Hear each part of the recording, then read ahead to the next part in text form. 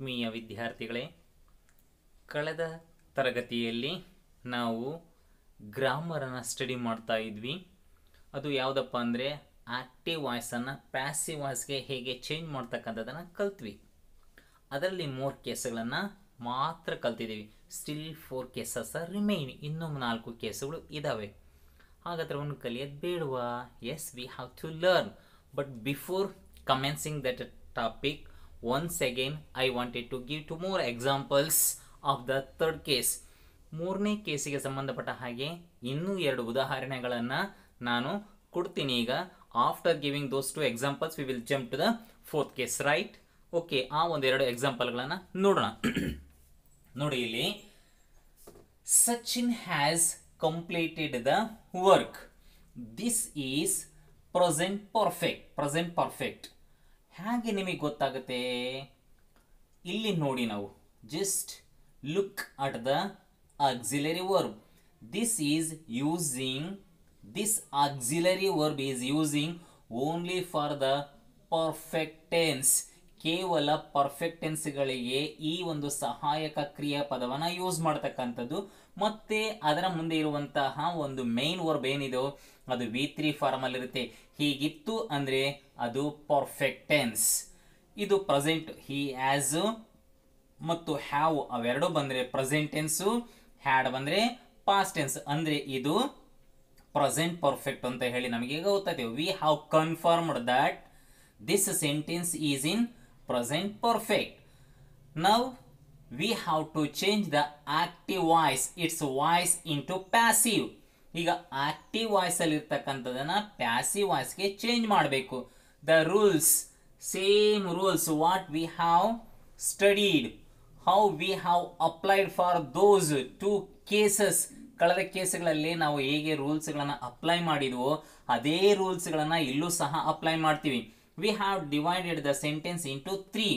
ಈಗ ವಾಕ್ಯವನ್ನ 3 ಭಾಗಗಳನ್ನಾಗಿ ಮಾಡಿದ್ದೀವಿ. Subject, verb, object, right? Now we have taken the object as the subject of the passive voice. Passive voice ನ subject ಆಗಿ ನಾವು ತಗೊಂಡ್ವಿ.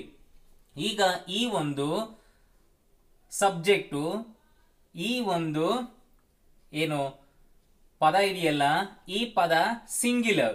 The subject is singular, so we have to take the singular farm.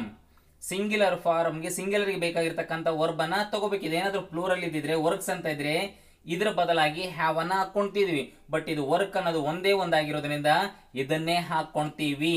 ಇದು bean ಅಂತಕ್ಕಂಥದ್ದು ನಾವು perfect ಟೆನ್ಸ್ಗೆ use ಮಾಡ್ತಕ್ಕಂಥ ಒಂದು ಪದ, ಅದನ್ನ ಹಾಕೊಂಡ್ವಿ. ಆಮೇಲೆ V3 ಫಾರ್ಮ್ ಅದನ್ನೇ ಅಲ್ಲಿ ಯೂಸ್ ಮಾಡಿದ್ವಿ. ಪ್ರಿಪೋಸಿಷನ್ ಬೈ ಹಾಕೊಂಡ್ವಿ. ಆಮೇಲೆ ಸಬ್ಜೆಕ್ಟ್ ಅನ್ನ ಆಬ್ಜೆಕ್ಟ್ ಮಾಡಿದ್ವಿ.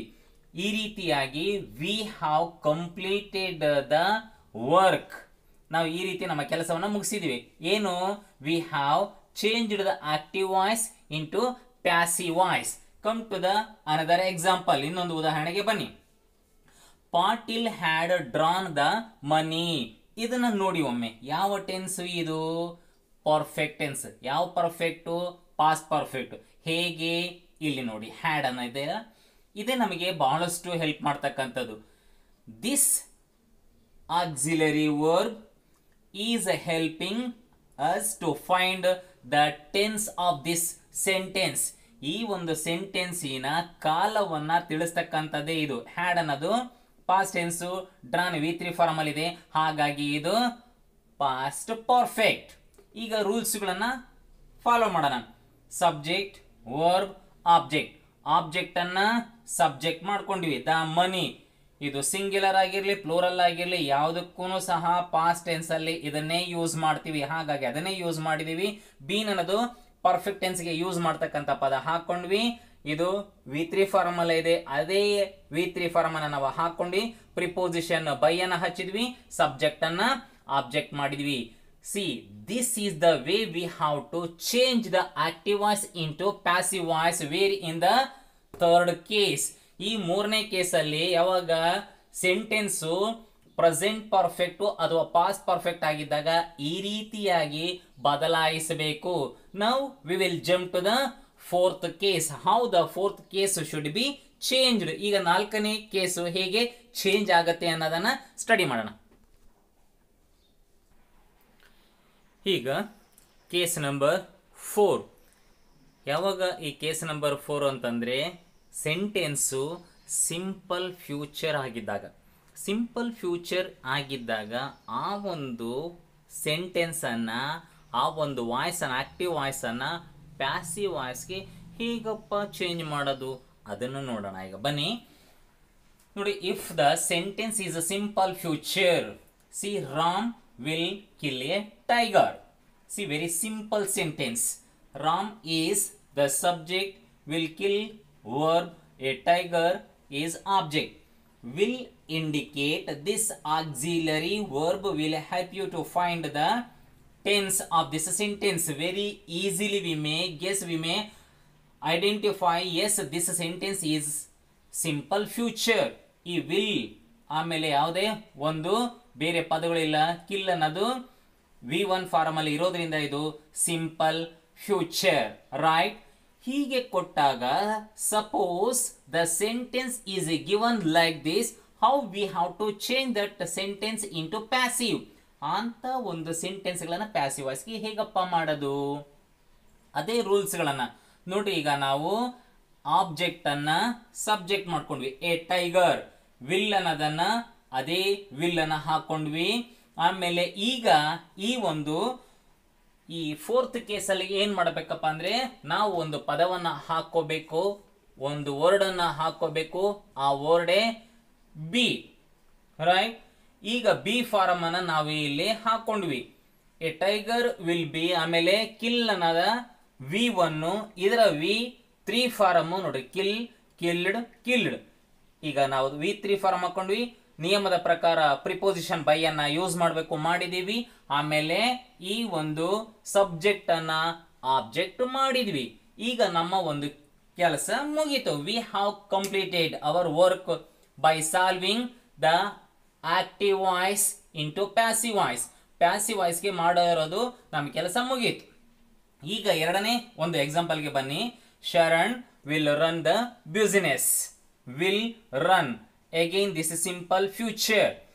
ಈಗ ದ ಬಿಸಿನೆಸ್ ಅಂತಕ್ಕಂಥದನ್ನ ಸಬ್ಜೆಕ್ಟ್ ಮಾಡ್ಕೊಂಡ್ವಿ, ಆಬ್ಜೆಕ್ಟ್ ಅನ್ನ ಸಬ್ಜೆಕ್ಟ್ ಮಾಡ್ಕೊಂಡ್ವಿ. ವಿಲ್ ಅನ್ನತಕ್ಕಂಥದ್ದು ಫ್ಯೂಚರ್ ಟೆನ್ಸ್ ಆಗಿರೋದ್ರಿಂದ ಹಾಗೇನೆ ಹಾಕೊಂಡ್ವಿ. ಫ್ಯೂಚರ್ ಟೆನ್ಸ್ ಅಲ್ಲಿ ಬಿ ಒಂದು ಫಾರ್ಮ್ ಅನ್ನ ಹಾಕೊಂಡ್ವಿ. ಆಮೇಲೆ ನೋಡ್ರಿ ರನ್, ರ್ಯಾನ್, ರನ್, ಅದರ ಒಂದು V3 ಫಾರ್ಮ್ ಅನ್ನ ಹಾಕೊಂಡ್ವಿ. ಪ್ರಿಪೋಸಿಷನ್ ಬೈ ಯೂಸ್ ಮಾಡಿದೀವಿ. ಆಮೇಲೆ ಈ ಒಂದು ಸಬ್ಜೆಕ್ಟ್ ಅನ್ನ ಆಬ್ಜೆಕ್ಟ್ ಮಾಡಿದ್ವಿ. ಇದು ಸಿಂಪಲ್ ಫ್ಯೂಚರ್ ಆಗಿದ್ದಾಗ ಈ ರೀತಿಯಾಗಿ ಮಾಡಬೇಕು. This is fourth case. Again we are moving towards the fourth case. This is not fourth case, this is fifth case. See, if the sentence is future perfect, how that sentence may be changed into passive voice. We will clarify our doubts through these examples. ಈಗ ಇಲ್ಲಿ ಕೊಟ್ಟಿರುವಂತಹ ಉದಾಹರಣೆಗಳ ಮೂಲಕ ನಾವು ನಮ್ಮ ಒಂದು ಅನುಮಾನವನ್ನ active voice ಅನ್ನ ಹೇಗೆ ಪ್ಯಾಸಿವ್ ವಾಯ್ಸ್ಗೆ ಚೇಂಜ್ ಮಾಡಬಹುದು ಅನ್ನುವಂತಹ ಅನುಮಾನವನ್ನ ಪರಿಹರಿಸಿಕೊಳ್ಳೋಣ.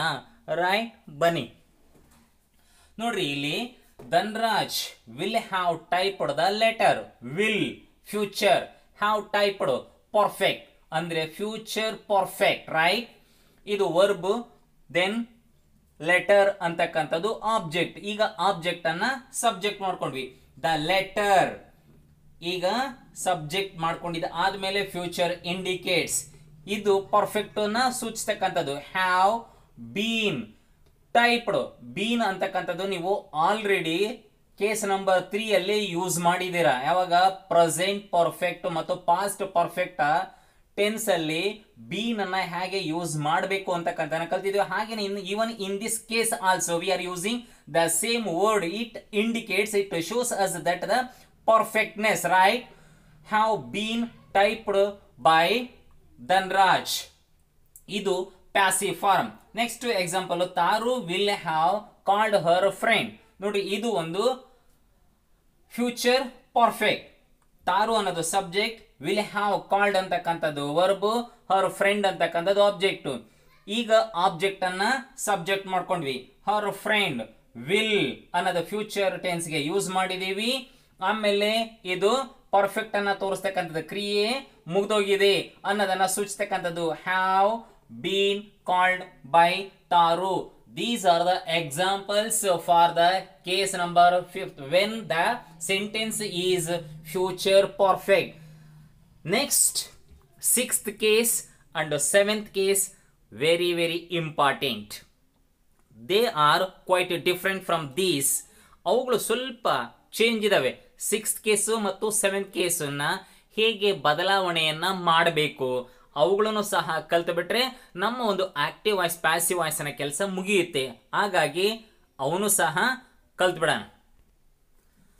C, up to now we have learned that the sentence into 3 parts: subject, verb and object, whereas here in this case you can't find any subject. ಈಗ imperative sentence ಅಲ್ಲಿ subject ಇರಲ್ಲ, only verb and object.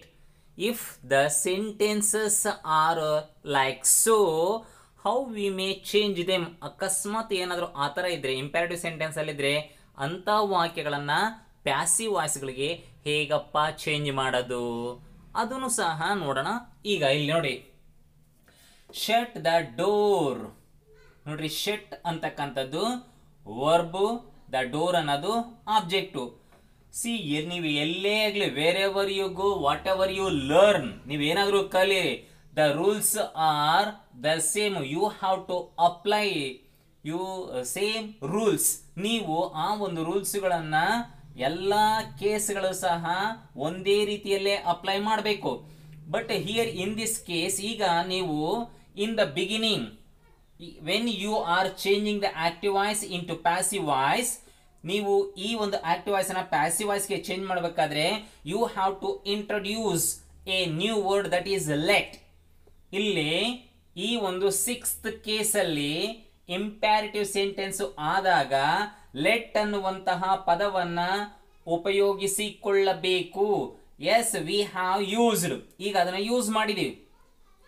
ಆದ್ಮೇಲೆ as usual how we were applying the rules in the other cases, ಬೇರೆ ಕೇಸ್ಗಳಲ್ಲಿ ಹೇಗೆ rules ಗಳನ್ನ apply ಮಾಡ್ತಿದ್ವು ಅದೇ rules ಗಳನ್ನ ಇಲ್ಲಿ ಮಾಡೋಣ. ಈಗ ಆಬ್ಜೆಕ್ಟ್ ಅನ್ನ ಸಬ್ಜೆಕ್ಟ್ ಮಾಡ್ಕೊಂಡ್ವಿ. ಇದು ಆದ ಮೇಲೆ ಬಿ ಫಾರ್ಮ್ ಅನ್ನ ಹಚ್ಚಬೇಕು. ಯಾವಾಗ? ಈ ಒಂದು ಕೇಸಲ್ಲಿ ಲೆಟ್ ಮತ್ತು be, these two words should be used where in this case. ಈ ಕೇಸಲ್ಲಿ ಅದನ್ನ ಯೂಸ್ ಮಾಡಬೇಕು. ಲೆಟ್ ಹಾಕೊಂಡ್ವಿ, ಆಬ್ಜೆಕ್ಟ್ ಅನ್ನ ಸಬ್ಜೆಕ್ಟ್ ಮಾಡ್ಕೊಂಡ್ವಿ, ಬಿ ಫಾರ್ಮ್ ಅನ್ನ ಯೂಸ್ ಮಾಡಿದ್ವಿ. ಈಗ ಈ ಶೆಟ್ ಅನ್ನೋದಿದೆಯಲ್ಲ, ಈ ಶೆಟ್ ಅಂತಕ್ಕಂಥದ್ದನ್ನ ನಾವು ಯೂಸ್ ಮಾಡಿದೀವಿ. V3 ಫಾರ್ಮ್ ನೋಡ್ರಿ, ಇದು shut shut shut. The door, let the door be shut. ಇದನ್ನ ನಾವು ಪ್ಯಾಸಿವ್ ಫಾರ್ಮ್ಗೆ ಈ ರೀತಿಯಾಗಿ ಮಾಡಿದೀವಿ. ಈಗ ಕೆಳಗಡೆ ಎಕ್ಸಾಂಪಲ್ಗೆ ಬನ್ನಿ. Don't shut the door. ಈಗ ಇದನ್ನ ನಾವು ಕ್ಲೋಸ್ ಮಾಡೋ ಹಾಗೆ ಇಲ್ಲ ಅಂತ ಅರ್ಥ ಕೊಡ್ತಕ್ಕಂಥದ್ದು, ಹೌದಲ್ವಾ? ನೋಡ್ರಿ, ಡೋಂಟ್ ಶಟ್ ದ ಡೋರ್. ಇಲ್ಲಿ ಈಗ ನಾವು ಆಸ್ ಯೂಶುವಲ್ ರೂಲ್ಸ್ ಗಳನ್ನ ಸೇಮ್ ಮಾಡ್ಕೊಂಡ್ಬಿಟ್ಟಿದೀವಿ. ಏನಂತ? ದ ಡೋರ್ ಅನ್ನೋದನ್ನ ಹಾಕೊಂಡು ನಾಟ್ ಅಂತಕ್ಕಂಥದನ್ನ ಹಾಕಿದೀವಿ. ಈಗ ಇದನ್ನ ಸ್ವಲ್ಪ ನೋಡೋಣ. ಹೀಗೇನೆ ಇದು ನೋಡಿ. ಈಗ ಇಂಪ್ಯಾರಿಟಿವ್ ಸೆಂಟೆನ್ಸ್ ಅಲ್ಲಿ ಹೇಗೆ ಚೇಂಜ್ ಮಾಡಬೇಕು? You can't find any subject in this case. ಈ ಕೇಸಲ್ಲಿ ನಿಮಗೆ ಸಬ್ಜೆಕ್ಟೇ ಇಲ್ಲ, just verb and object. If the sentences are given like this, how we may change them into passive. ಅಂಥವುಗಳನ್ನು ಪ್ಯಾಸಿವ್ಗಳಿಗೆ ಹೇಗೆ ಚೇಂಜ್ ಮಾಡಬೇಕು? We will clarify our doubts through these examples. ಈಗ ಈ ಒಂದು ಉದಾಹರಣೆಗಳ ಮೂಲಕ ನಾವು ನಮ್ಮಲ್ಲಿ ಇರುವಂತಹ ಗೊಂದಲವನ್ನ ನಿವಾರಿಸಿಕೊಳ್ಳೋಣ. ಬನ್ನಿ ನೋಡಿ. ಈಗ ಇಫ್ ದ ಸೆಂಟೆನ್ಸ್ ಈಸ್ ಇಂಪ್ಯಾರಿಟಿವ್, ಈಗ ನಮಗೆ ಏನಾದರೂ ಇಂಪ್ಯಾರಿಟಿವ್ ಸೆಂಟೆನ್ಸು ಆಗಿದ್ದರೆ ಆ ಒಂದು ಸೆಂಟೆನ್ಸ್ಗಳನ್ನ ಪ್ಯಾಸಿವ್ ವಾಯ್ಸ್ಗೆ ಹೇಗೆ ಚೇಂಜ್ ಮಾಡಬಹುದು? ನೋಡ್ರಿ, shut the door only verb and object. See, when you find such examples, ಅಂತ ಉದಾಹರಣೆಗಳನ್ನು ನೀವು ನೋಡಿದಾಗ ಈ ಒಂದು ವಾಕ್ಯವು ಇಂಪ್ಯಾರಿಟಿವ್ ಸೆಂಟೆನ್ಸ್ ಆಗಿದ್ದರೆ you have to introduce a new word that is let. ಈಗ ನೀವು ಒಂದು ಪದವನ್ನ ಪರಿಚಯ ಮಾಡ್ಕೋಬೇಕು, ಆ ಪದವೇ ಲೆಟ್. ಈಗ ನೀವು ಈ ಒಂದು ಪದವನ್ನ ಪರಿಚಯ ಮಾಡಿಕೊಂಡಿದ್ದು ಆದ ಮೇಲೆ ಈಗ ಆ ಒಂದು ಆಬ್ಜೆಕ್ಟ್ ಅನ್ನ ಸಬ್ಜೆಕ್ಟ್ ಮಾಡ್ಕೋಬೇಡಿ. ದ ಡೋರ್ ಇದು ಆದ ಮೇಲೆ again you have to use a new word be form that is B.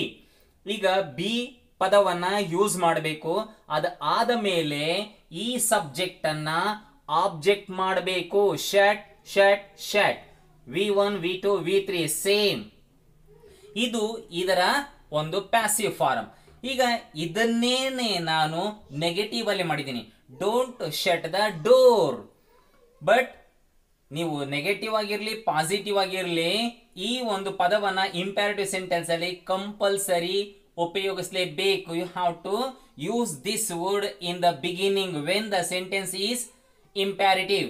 Right, let we have written and we have changed the object as the subject in the passive voice. Again, this is a negative word, so we have taken the negative word, remove the do form. ಆ ಒಂದು do ಅನ್ನ ಬಿಟ್ಬಿಡ್ರಿ, ಈ negative word ಅನ್ನ ಹಾಕೊಂಡು and B form use ಮಾಡಿದ್ವಿ. ಆಮೇಲೆ ಈ ಒಂದು ವರ್ಬ್ ಇದೆಯಲ್ಲ, ಸಾರಿ ಕ್ಲೋಸ್ಡ್ ಅಲ್ಲ, ಇದು ಶಟ್. ಈ ಒಂದು ಶಟ್ ಅನ್ನುವಂತಹ ಪದವನ್ನ ಹಾಗೇನೆ ಯೂಸ್ ಮಾಡಿದೀವಿ, ಶಟ್ ಶಟ್ ಶಟ್. ಈಗ ಈ ರೀತಿಯಾಗಿ ಪ್ಯಾಸಿವ್ ಫಾರ್ಮ್ ಅನ್ನ ನಾವು ಮಾಡಿದೀವಿ. ಇದು ಇದರ ಒಂದು passive form. Still we will learn to more examples. ಇನ್ನು ಒಂದೆರಡು ಉದಾಹರಣೆಗಳನ್ನ ಕಲಿಯೋಣ. Okay, this is third example. Switch on the lights. This is verb, lights is object. That is the imperative sentence, right? So we have to introduce a word called let. We have introduced and we have taken the object as a subject in this example, and B form is used. ಈಗ B form ಅನ್ನ use ಮಾಡಿದ್ವಿ. ಇದು ಆದ್ಮೇಲೆ ಇದು switch on ಅಂತಕ್ಕಂಥದ್ದು V1, ಇದರ V3 form switched on, switch on, switched on, switched on. So ಈಗ ನಾವು ವರ್ಬ್ ಅನ್ನ V3 ಫಾರ್ಮ್ ಗೆ ಚೇಂಜ್ ಮಾಡಿದೀವಿ. So this is the passive form of this. ಇದರ ಒಂದು ಪ್ಯಾಸಿವ್ ಫಾರ್ಮ್ ಇದು. ನೆಕ್ಸ್ಟ್ ನೋಡ್ರಿ, bring the file. Bring is the verb, the file is the object. ಈಗ ಯಥ ಪ್ರಕಾರ ಲೆಟ್ ಅನ್ನೋದನ್ನ ಪರಿಚಯ ಮಾಡ್ಕೊಂಡ್ವಿ, ಆಬ್ಜೆಕ್ಟ್ ಅನ್ನ ಸಬ್ಜೆಕ್ಟ್ ಮಾಡ್ಕೊಂಡ್ವಿ, ಬಿ ಫಾರ್ಮ್ ಅನ್ನ ಯೂಸ್ ಮಾಡಿದೀವಿ, ಆಮೇಲೆ ಇದರ V3 ಫಾರ್ಮ್ ಹಾಕಿದೀವಿ, bring, brought, brought. See, this is the sixth case when imperative sentences are given. We have to solve those like this. ಈ ರೀತಿಯಾಗಿ ನಾವು ಅವುಗಳನ್ನ ಚೇಂಜ್ ಮಾಡಬೇಕು. ಈಗ only one case is remained, that is interrogative sentence. ಇದು ಸ್ವಲ್ಪ ಭಿನ್ನವಾಗಿರ್ತಕ್ಕಂಥದ್ದು, ಚೂರು observe ಮಾಡಬೇಕು ನೋಡ್ರಿ. If the sentence is given in the interrogative form, how we have to change that into passive. ಈಗ ನಮಗೆ ಪ್ರಶ್ನಾರ್ಥಕ ವಾಕ್ಯವಾಗಿ ಕೊಟ್ಟರೆ ಅದನ್ನ ನಾವು ಹೇಗೆ ಬದಲಾಯಿಸಬೇಕು, ಪ್ಯಾಸಿವ್ಗೆ ಚೇಂಜ್ ಮಾಡಬೇಕು ನೋಡ್ರಿ. ಹ್ಯಾಸ್ ಸರಳ ರಿಟರ್ನ್ಡ್ ದ ಬುಕ್. ಇಲ್ಲಿ ಆಕ್ಸಿಲರಿ ವರ್ಬ್ ಅಂದ್ರೆ ಇದು ನಾವು ಆಕ್ಸಿಲರಿ ವರ್ಬ್ ಇಂದ ಪ್ರಾರಂಭ ಮಾಡಿದಂತಹ ಪ್ರಶ್ನೆ, ಅದು ಎಸ್ ನೋ ಟೈಪ್ ಕ್ವಶನ್ ಆಗಿರುತ್ತೆ. ಇದು ಈಗ ನಾವು ಇಂಥ ಒಂದು ಪ್ರಶ್ನೆಯನ್ನ ಕೊಟ್ಟಾಗ ಪ್ಯಾಸಿವ್ ವಾಯ್ಸ್ಗೆ ನೇರವಾಗಿ ಇದನ್ನ ಮಾಡಬೇಕು, ಆದ್ರೆ ನಮಗೆ ಸ್ವಲ್ಪ ಕಷ್ಟ ಆಗ್ಬೋದು. ಓಕೆನಾ? ಹಾಗಾಗಿ ಫಸ್ಟ್ ನಾವ್ಗೆ ಕೊಟ್ಟಿರುವಂತಹ ಒಂದು ಇಂಟರಾಗೇಟಿವ್ ಸೆಂಟೆನ್ಸ್ ಅನ್ನ ಅಸರ್ಟಿವ್ ಸೆಂಟೆನ್ಸ್ಗೆ ಮಾಡೋಣ. ಅಸರ್ಟಿವ್ ಸೆಂಟೆನ್ಸ್ ನೋಡ್ರಿ, ಇಲ್ಲಿ ಹ್ಯಾಗ್ ಮಾಡೋದು? Interrogative sentence auxiliary verb, subject, verb, object. ಆದರೆ ಇದನ್ನ ಅಸರ್ಟಿವ್ ಸೆಂಟೆನ್ಸ್ಗೆ ನಾವು ಬದಲಾಯಿಸಿದಾಗ ಇದು ಇಲ್ಲಿ ಬರುತ್ತೆ, ಇದು ಇಲ್ಲಿ ಹೋಗುತ್ತೆ. ಈಗ ನಾವು ಅದನ್ನ ಮಾಡಿದೀವಿ, ಸರಳ ಹ್ಯಾಸ್ ರಿಟರ್ನ್ಡ್ ದ ಬುಕ್. ನಾವು ಸರಳೀಕರಣ ಮಾಡ್ಕೊಂಡಿದೀವಿ. ಯಾಕೆ? ನಮಗೆ ನೇರವಾಗಿ ಇಂಟರಾಗೇಟಿವ್ ಸೆಂಟೆನ್ಸ್ಗೆ ಪ್ಯಾಸಿವ್ ಮಾಡೋದಕ್ಕೆ ಬರೋದಿಲ್ಲ. ಹಾಗಾಗಿ ನಾವು ಅಸರ್ಟಿವ್ ಸೆಂಟೆನ್ಸ್ಗೆ ಬದಲಾಯಿಸಿಕೊಂಡಿದ್ದೇವೆ. ಇದನ್ನ ಇಂಟರಾಗೇಟಿವ್ ಸೆಂಟೆನ್ಸ್ ಅನ್ನ ನಾವು ಅಸರ್ಟಿವ್ ಸೆಂಟೆನ್ಸ್ಗೆ ಮಾಡ್ಕೊಂತೀವಿ. ಯಾಕೆ ಅಂದ್ರೆ ಇದನ್ನ ಪ್ಯಾಸಿವ್ ವಾಯ್ಸ್ಗೆ ಮಾಡಕ್ಕೆ ಈಗ ಅನುಕೂಲ ಆಗುತ್ತೆ ನಮಗೆ. ನೋಡ್ರಿ, ಸರಳ ಹ್ಯಾಸ್ ರಿಟರ್ನ್ ದ ಬುಕ್ ನಮಗೆ ಈಸಿಯಾಗಿ ಗೊತ್ತಾಗ್ತಾ ಇದೆ. ಇದು ಯಾವುದಪ್ಪ ಅಂದ್ರೆ ಇದು ಪ್ರೆಸೆಂಟ್ ಪರ್ಫೆಕ್ಟ್ ಟೆನ್ಸ್, ಹೌದು ತಾನೇ? ಈಗ ನಮಗೆ ಈಸಿ, ಇದನ್ನೇ ನಾವು ಪ್ಯಾಸಿವ್ ವಾಯ್ಸ್ಗೆ ಮಾಡೋಣ. ಈಗ ಸರಳ ಅನ್ನೋದು ಸಬ್ಜೆಕ್ಟು, ಹ್ಯಾಸ್ ಅನ್ನೋದು ಆಕ್ಸಿಲರಿ ವರ್ಬು, ರಿಟರ್ನ್ ಅಂತಕ್ಕಂಥದ್ದು ಮೇನ್ ವರ್ಬು, ದ ಬುಕ್ ಅನ್ನೋದು ಆಬ್ಜೆಕ್ಟು. ಈಗ ಈ ಆಬ್ಜೆಕ್ಟ್ ಅನ್ನ ಸಬ್ಜೆಕ್ಟ್ ಮಾಡ್ಕೊಂಡ್ವಿ, ದ ಬುಕ್, ರೈಟ್? ಇದ್ರದ ಒಂದು ಪರ್ಫೆಕ್ಟ್ ಟೆನ್ಸ್ ತೋರಿಸ್ತಕ್ಕಂಥದ್ದು ಹ್ಯಾಸ್ ಬೀನ್ ಹಚ್ಚಿದೀವಿ, ಆಮೇಲೆ ರಿಟರ್ನ್ಡ್ ಅನ್ನೋದು ವರ್ಬ್ ಅನ್ನ ಹಾಕಿದೀವಿ, ಬೈ ಅನ್ನೋದನ್ನ ಪ್ರಿಪೋಸಿಷನ್ ಹಾಕೊಂಡ್ವಿ, ಆಮೇಲೆ ಸಬ್ಜೆಕ್ಟ್ ಅನ್ನ ಆಬ್ಜೆಕ್ಟ್ ಮಾಡ್ಕೊಂಡ್ವಿ. ನಾವೀಗ ಪ್ಯಾಸಿವ್ ಮಾಡಿದೀವಿ, ಆದ್ರೆ ಪ್ಯಾಸಿವ್ ಮಾಡಿರ್ತಕ್ಕಂಥದ್ದು ಯಾವ್ದಕ್ಕೆ ಅಂದ್ರೆ ಅಸರ್ಟಿವ್ ಸೆಂಟೆನ್ಸ್ಗೆ. ನಮಗೆ ಬೇಕಾಗಿರೋದು ಯಾವುದು? Interrogative sentence. ಈಗ ನಾವು ಇಂಟರಾಗೇಟಿವ್ ಸೆಂಟೆನ್ಸ್ ಅನ್ನ ಮಾಡಬೇಕು. ನೋಡ್ರಿ, ಈಗ ಇಂಟರಾಗೇಟಿವ್ ಸೆಂಟೆನ್ಸ್ ಮಾಡ್ಬೇಕಂದ್ರೆ ಫಸ್ಟ್ ಆಕ್ಸಿಲರಿ ವರ್ಬ್ ಅನ್ನ ಹೊರಗೆ ತಗೊಂಡ್ಬರೋಣ. ಎಲ್ಲಿದೆ? ಇಲ್ಲಿದೆ, ಹೌದಲ್ವಾ? ಅದನ್ನ ನಾವು ಹೊರಗೆ ಹಾಕೊಂಡ್ವಿ. ಈಗ ಸಬ್ಜೆಕ್ಟು ಆ ಕಡೆ ಹೋಗುತ್ತೆ, ಆಕ್ಸಿಲರಿ ವರ್ಬ್ ಈ ಕಡೆ ಬರುತ್ತೆ. ಈಗ ಇದು ಆಬ್ಜೆಕ್ಟ್ ಅನ್ನ ಹಾಕೊಂಡ್ವಿ, ಆಮೇಲೆ ಬೀನ್ ಅನ್ನುವಂಥದ್ದು ಒಂದು ಪರ್ಫೆಕ್ಟ್ ಟೆನ್ಸ್ ಯೂಸ್ ಮಾಡ್ತಕ್ಕಂಥದ್ದು, ಆಮೇಲೆ V3 ಫಾರಮ್ ಬೈ ಅನ್ನೋದ ಹಚ್ಚಿ ಸರಳ ಅಂತಕ್ಕಂಥದ್ದು ಹಾಕಿ ಕ್ವಶನ್ ಮಾರ್ಕ್ ಹಾಕಿದ್ರೆ ಇದು ಪ್ಯಾಸಿವ್ ಫಾರ್ಮ್ಗೆ. ನೋಡ್ರಿ, ನಮಗೆ ಈ ತರ ಕೊಟ್ಟಾಗ ಈ ತರ ಮಾಡಬೇಕು. ಸ್ವಲ್ಪ ಎಲ್ಲೋ ಒಂಚೂರು ಕನ್ಫ್ಯೂಷನ್ ಆಗ್ಬೋದು, ಅದಕ್ಕೋಸ್ಕರ ಈ ಒಂದು 3-4 ಸ್ಟೆಪ್ ಗಳನ್ನ ಮಾಡ್ಕೊಂಡ್ರೆ ಈಸಿಯಾಗಿ ಪ್ಯಾಸಿವ್ ವಾಯ್ಸ್ಗೆ ಮಾಡಬಹುದು. ಇನ್ನೂ ಒಂದು 2-3 ಎಕ್ಸಾಂಪಲ್ ಗಳನ್ನ ನೋಡ್ಕೊಂಡು ಕನ್ಫರ್ಮ್ ಮಾಡ್ಕೊಳ್ಳೋಣ ಬನ್ನಿ ಆಗ್ಲಿ ಅಂತೇಳಿ. ಈಗ ನೋಡ್ರಿ, when Ravi gave the books, ಇದು ಸಿಂಪಲ್ ಪಾಸ್ಟ್ ಟೆನ್ಸ್. ಈಗ ಸಿಂಪಲ್ ಪಾಸ್ಟ್ ಟೆನ್ಸ್ ಅಂದ್ರೆ ಕೇಸ್ ನಂಬರ್ 1. ಆ ಕೇಸ್ ನಂಬರ್ 1ಗೆ ಓದ್ವಿ ಅಂದ್ರೆ ಪಟ್ಟಂತ ಈಸಿ ಆಗುತ್ತೆ. ಈಗ ನಾವು ವೆನ್ ಅನ್ನೋದನ್ನ ಹಾಗೇನೆ you have to retain the same WH word as usual without changing. ಅವುಗಳನ್ನ ಹಾಗೇನೆ ಉಪಯೋಗಿಸ್ತಾ ಬನ್ನಿ. ಅದಾದ್ಮೇಲೆ ಈಗ ಆಬ್ಜೆಕ್ಟ್ ಅನ್ನ ಸಬ್ಜೆಕ್ಟ್ ಮಾಡ್ಕೊಳ್ರಿ, ದ ಬುಕ್ಸ್ ಅನ್ನೋದನ್ನ ಹಾಕೊಂಡ್ರಿ. ಹಾಕೊಂಡಿದ್ದು ಆದ ಮೇಲೆ ಸ್ವಲ್ಪ ಈ ಒಂದು ಸಬ್ಜೆಕ್ಟ್ ಅನ್ನ ನೋಡ್ರಿ, ಇದು ಸಿಂಗ್ಯುಲರ್ ಪ್ಲೂರಲ್, ಹಾಗಾಗಿ ನಮಗೆ helping verb to be form it needed, it is very essential, ಇದು ಬೇಕು ನಮಗೆ. ಯಾಕಪ್ಪ ಅಂದ್ರೆ ಅದು ನಿಯಮ, ಟು ಬಿ ಫಾರ್ಮ್ ಅನ್ನ ಹಾಕೋಬೇಕು. ಹಾಕೊಂಡಿದೀವಿ, ಪಾಸ್ಟ್ ಟೆನ್ಸ್ ಅಲ್ಲಿ ಇರೋದ್ರಿಂದ, ಇದು ಪ್ಲೂರಲ್ ಇರೋದ್ರಿಂದ ವರನ್ನ ಹಾಕೊಂಡ್ವಿ. ಆಮೇಲೆ ಗೇವ್, ಇದರ ಒಂದು V1 form gave, given, V3 form ಹಾಕೊಂಡ್ವಿ, ಆಮೇಲೆ ಪ್ರಿಪೋಸಿಷನ್ ಬೈ ಹಾಕೊಂಡ್ವಿ, ಆಮೇಲೆ ಸಬ್ಜೆಕ್ಟ್ ಅನ್ನ ಆಬ್ಜೆಕ್ಟ್ ಮಾಡಿದ್ವಿ. ಈಗ ನಾವಿಲ್ಲಿ ಪ್ಯಾಸಿವ್ ವಾಯ್ಸ್ ಮಾಡಿರ್ತಕ್ಕಂಥದ್ದು ಯಾವ್ದಪ್ಪ ಅಂದ್ರೆ ಅಸರ್ಟಿವ್ ಸೆಂಟೆನ್ಸ್ಗೆ. ನಮಗೆ ಬೇಕಾಗಿರೋದು ಇಂಟರಾಗೇಟಿವ್ ಸೆಂಟೆನ್ಸ್, ಹಾಗಾಗಿ ನಾವು ಯಥಾ ಪ್ರಕಾರ ಇಂಟರಾಗೇಟಿವ್ ಸೆಂಟೆನ್ಸ್ ಮಾಡ್ಬೇಕು. ನೋಡ್ರಿ, WH word, auxiliary verb, WH word when ಹಾಕೊಂಡ್ವಿ. ಇಲ್ಲಿ ಹುಡುಕಿ ನೋಡೋಣ ಎಲ್ಲಿದೆ ಆಕ್ಸಿಲರಿ ವರ್ಬ್, ಇಲ್ಲಿದೆ, ಅದನ್ನ ನಾವು ಹಾಕೊಂಡ್ವಿ. ಅದಾದ ಮೇಲೆ subject the books, given verb, ಆಮೇಲೆ ಪ್ರಿಪೋಸಿಷನ್, ಆಮೇಲೆ ರವಿ. ಇಷ್ಟು ಈ ರೀತಿ ಮಾಡಿದೀವಿ ಅಂದ್ರೆ ಇದು ಆಕ್ಟಿವ್ ವಾಯ್ಸ್ ನ ಪ್ಯಾಸಿವ್ ವಾಯ್ಸ್ಗೆ ಮಾಡ್ತಕ್ಕಂತ ಒಂದು ರೂಲ್. ನೋಡ್ರಿ, ಇಲ್ಲಿಂದ ನೇರವಾಗಿ ಇದಕ್ಕೆ ಮಾಡಬೇಕು, ಬಟ್ ನಮಗೆ ನೇರವಾಗಿ ಕೊಟ್ರೆ ಎಲ್ಲೋ ಒಂದ್ ಕಡೆ ತಪ್ಪು ಮಾಡ್ತೀವಿ. ಅದಕ್ಕೆ ಈ ಸ್ಟೆಪ್ಸ್ ಗಳನ್ನ ಹಾಕೊಂಡ್ರೆ ತುಂಬಾ ಈಸಿಯಾಗಿ ನಮಗೆ ಅರ್ಥ ಆಗತ್ತೆ. ಇನ್ನೂ ಒಂದು ಎಕ್ಸಾಂಪಲ್ ಅನ್ನ ಕೊಡ್ತೀನಿ, ಆ ಮೂಲಕ ನಮಗೆ ಇರ್ತಕ್ಕಂಥ ಅನುಮಾನವನ್ನ ಬಗೆಹರಿಸ್ಕೊಳ್ಳೋಣ. ಓಕೆ, ಮತ್ತೊಂದು ಉದಾಹರಣೆಯನ್ನ ಈ ಒಂದು ಇಂಟರಾಗೇಟಿವ್ ಸೆಂಟೆನ್ಸ್ ಅಲ್ಲಿ ಮಾಡೋಣ. Let us discuss one more example for this interrogative sentence. Look at this example.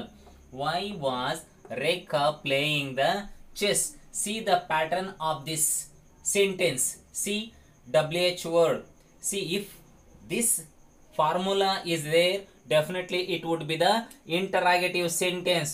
ನೋಡ್ರಿ, ಏನಾದರೂ ಈ ರೀತಿ ಇತ್ತು ಅಂದ್ರೆ WH word, auxiliary verb, subject, verb, object, ಈ ತರ ಇತ್ತು ಅಂದ್ರೆ ಅದು ಇಂಟರಾಗೇಟಿವ್ ಸೆಂಟೆನ್ಸ್. ಈ ತರ ಇತ್ತು ಅಂದ್ರೆ ಏನು? WH word, subject, auxiliary verb, main verb, object, assertive sentence.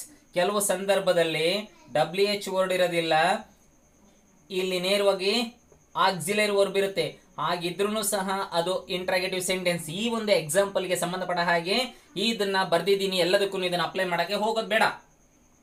ಈಗ why was Rekha playing the chess? This problem is given to you, ನಿಮಗೆ ಕೊಟ್ಟಿದ್ದಾರೆ. You have to solve. You have to change this one into passive. ಈಗ ಇದನ್ನ passive ಮಾಡ್ಕೋಬೇಕು. We are facing little bit difficulty, ನಮಗೆ ಸ್ವಲ್ಪ ಕಷ್ಟ ಆಗುತ್ತೆ. So we have to change that one into assertive.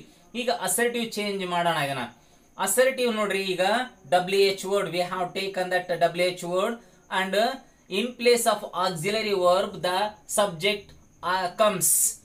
ಈಗ the subject occupy the place of auxiliary verb. Auxiliary verb ಇರುವಂತಹ ಒಂದು ಸ್ಥಳಕ್ಕೆ ಸಬ್ಜೆಕ್ಟ್ ಬರುತ್ತೆ, ಸಬ್ಜೆಕ್ಟ್ ಇದ್ದ ಸ್ಥಳಕ್ಕೆ ಆಕ್ಸಿಲರಿ ವರ್ಬ್ ಹೋಗುತ್ತೆ. ಈಗ ಇವು ವೈಸ್ ವರ್ಸ ಆಯ್ತು. ಆಮೇಲೆ ಮೈನ್ ವರ್ಬ್ ಅನ್ನ ಹಾಕೊಂಡ್ವಿ, ಇದನ್ನ ಆಬ್ಜೆಕ್ಟ್ ಅನ್ನ ಹಾಗೇನೆ ಹಾಕೊಂಡ್ವಿ. ಈಗ ಇದನ್ನ ನೋಡ್ರಿ, ಅಸರ್ಟಿವ್ ಸೆಂಟೆನ್ಸ್. ಇದು ನಮಗೆ ಈಸಿ ಆಗುತ್ತೆ ಏನಕ್ಕೆ, ಪ್ಯಾಸಿವ್ ವಾಯ್ಸ್ ಗೆ ಮಾಡೋದಕ್ಕೆ. Again you have to divide the sentence into 3. Rekha subject, was playing verb, the chess object. ಇವ ನಮಗೆ ಇದು ಗೊತ್ತಾಗುತ್ತೆ ನೋಡ್ರಿ. Past continuous, case number second, ಈಸಿಯಾಗಿ ಅರ್ಥ ಆಯ್ತು. ಅಲ್ಲಿ ನಾವು ಏನೇನು ರೂಲ್ಸ್ ಗಳನ್ನ ಮಾಡ್ತಿದೀವಿ ಗೊತ್ತಾಗತ್ತೆ. ಇವಾಗ ಆ WH ವರ್ಡ್ಗಳನ್ನ ಹಾಗೇನೆ ಹಾಕೊಂಡು ಬರಬೇಕು. ಈಗ ನಾವು ಹಾಕೊಂಡ್ವಿ. ಈಗ ಆದಮೇಲೆ ಇಲ್ಲಿಂದ ರೂಲ್ಸ್ ಅನ್ನ ಅಪ್ಲೈ ಮಾಡಬೇಕು. ಈಗ ಆಬ್ಜೆಕ್ಟ್ ಅನ್ನ ಸಬ್ಜೆಕ್ಟ್ ಮಾಡಿದ್ವಿ. ದ ಚೆಸ್ ಸಿಂಗ್ಯುಲರ್, ಇದು ಪ್ರೆಸೆಂಟ್ ಪಾಸ್ಟ್ ಟೆನ್ಸ್ ಅಲ್ಲಿ ಇರೋದ್ರಿಂದ ನಾವು ಪಾಸ್ಟ್ ಟೆನ್ಸ್ ಗೆ ಬೇಕಾಗಿರುವಂತಹ ಒಂದು ಹೆಲ್ಪಿಂಗ್ ವರ್ಬ್ ಅನ್ನ ಹಾಕೊಂಡ್ವಿ. ಇದು ಕಂಟಿನ್ಯೂಸ್ ಇರೋದ್ರಿಂದ ಬೀಯಿಂಗ್ ಅನ್ನುವಂತಹ ಪದವನ್ನ ಹಾಕೊಂಡ್ವಿ. ಇದರ V3 ಫಾರ್ಮ್ ನೋಡ್ರಿ, ಪ್ಲೇ, ಪ್ಲೇಡ್, ಪ್ಲೇಡ್ ಹಾಕೊಂಡ್ವಿ. ಈಗ ಫೋರ್ತ್ ರೂಲ್ ಪ್ರಿಪೋಸಿಷನ್ ಬೈ ಹಾಕೊಂಡ್ವಿ. ಆಮೇಲೆ ಸಬ್ಜೆಕ್ಟ್ ಆಬ್ಜೆಕ್ಟ್ ಆಯ್ತು. ಈಗ ಇದು ಪ್ಯಾಸಿವ್ ವಾಯ್ಸ್. ಬಟ್ ಯಾವ್ದಕ್ ಮಾಡಿದೀವಿ ಅಂತಂದ್ರೆ ಇದಕ್ಕೆ ಅಸರ್ಟಿವ್ ಸೆಂಟೆನ್ಸ್ ಗೆ ಮಾಡಿದೀವಿ. ನಮಗೆ ಬೇಕಾಗಿರೋದು ಇಂಟ್ರಾಗೇಟಿವ್ ಸೆಂಟೆನ್ಸ್. ಯಥಾ ಪ್ರಕಾರ ನಾವು ಇಂಟ್ರಾಗೇಟಿವ್ ಸೆಂಟೆನ್ಸ್ ಅನ್ನ ಮಾಡಬೇಕು. ಈಗ ಇಂಟ್ರಾಗೇಟಿವ್ ಸೆಂಟೆನ್ಸ್ ಮಾಡ್ಬೇಕಂದ್ರೆ ಈ ಒಂದು WH ವರ್ಡ್ ಅನ್ನ ಹಾಗೆ ಹಾಕೊಂಡ್ವಿ. ಇಲ್ಲಿ ನಾವು ನೋಡ್ಬೇಕಾಗಿರೋದು ಈ ಒಂದು ಸೆಂಟೆನ್ಸ್ ನಲ್ಲಿ ಆಕ್ಸಿಲರಿ ವರ್ಬ್ ಎಲ್ಲಿದೆ, ಈ ರೂಲ್ಸ್ ಅನ್ನ ಅಪ್ಲೈ ಮಾಡ್ಬೇಕು ನೋಡ್ರಿ. WH ವರ್ಡ್ ಆಕ್ಸಿಲರಿ ವರ್ಬ್ ಎಲ್ಲಿದೆ, ಇಲ್ಲಿ ಅದನ್ನ ಹಾಕೊಂಡ್ವಿ. ಇದು ಆದ್ಮೇಲೆ ಸಬ್ಜೆಕ್ಟ್ ಯಾವ್ದು ಇದರಲ್ಲಿ, ದ ಚೆಸ್, ಹೌದು ತಾನೇ, ಅದನ್ನ ಹಾಕೊಂಡ್ವಿ. ಬೀಯಿಂಗ್ ಹಾಕೊಂಡ್ವಿ, V3 ಫಾರಂ ಹಾಕೊಂಡ್ವಿ, ಪ್ರಿಪೋಸಿಷನ್ ಬೈ ಯೂಸ್ ಮಾಡಿದ್ವಿ. ಆಮೇಲೆ ರೇಖಾ, ಅದಾದ್ಮೇಲೆ ಕ್ವಶನ್ ಮಾರ್ಕ್ ಅನ್ನ ಹಾಕಬೇಕು. ಇದು ಇದರ ಒಂದು passive. C okay dear students, today we have thoroughly discussed the active and passive voice. I will teach you one more topic in the next period. Till then, goodbye to you all. ನಿಮಗೆ ನಮ್ಮ ಒಂದು ಪಾಠ ಅರ್ಥ ಆಗ್ತಾ ಇದ್ರೆ comment ಮಾಡಿ, share ಮಾಡಿ, subscribe ಆಗಿ ಅಂತ ಹೇಳ್ತಾ ಈ ಒಂದು ದಿನದ ಕ್ಲಾಸ್ ಅನ್ನು ಮುಗಿಸ್ತೀನಿ. ಜೈ